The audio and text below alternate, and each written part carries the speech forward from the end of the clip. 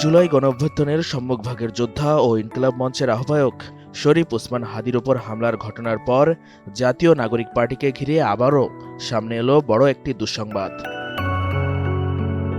রাজধানীর হাজারীবাগ এলাকায় একটি নারী হোস্টেল থেকে এনসিপির ধানমন্ডি শাখার নারী নেত্রী জান্নাত আরা রুমির মরদেহ উদ্ধার করেছে পুলিশ।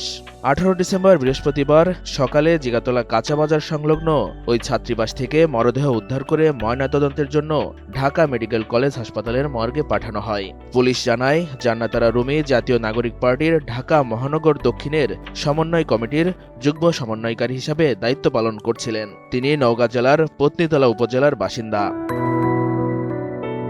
হাজারীবাগ থানার কর্মকর্তারা জানান, ঘটনাটি কিভাবে ঘটেছে তা খতিয়ে দেখা হচ্ছে। এটি আত্মহত্যার ঘটনা নাকি অন্য কোনো কারণ রয়েছে তা তদন্ত শেষ না হওয়া পর্যন্ত নিশ্চিত করে বলা যাচ্ছে না। এদিকে মৃত্যুর আগে সামাজিক যোগাযোগ মাধ্যমে দেওয়া জান্নাত আরা রুমির কিছু পোস্ট নতুন করে আলোচনায় এসেছে।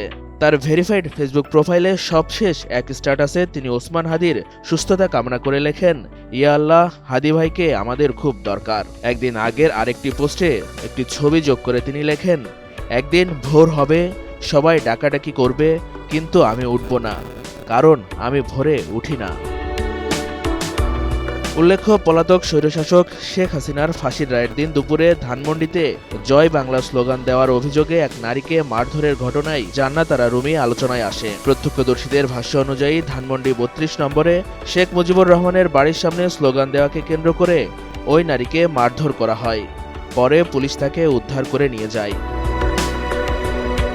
এই ঘটনার পর থেকেই জান্নাত আরা রুমি সামাজিক যোগাযোগ মাধ্যম সহ বিভিন্ন মাধ্যমে হুমকি ও চাপের মুখে ছিলেন বলে জানা যায়।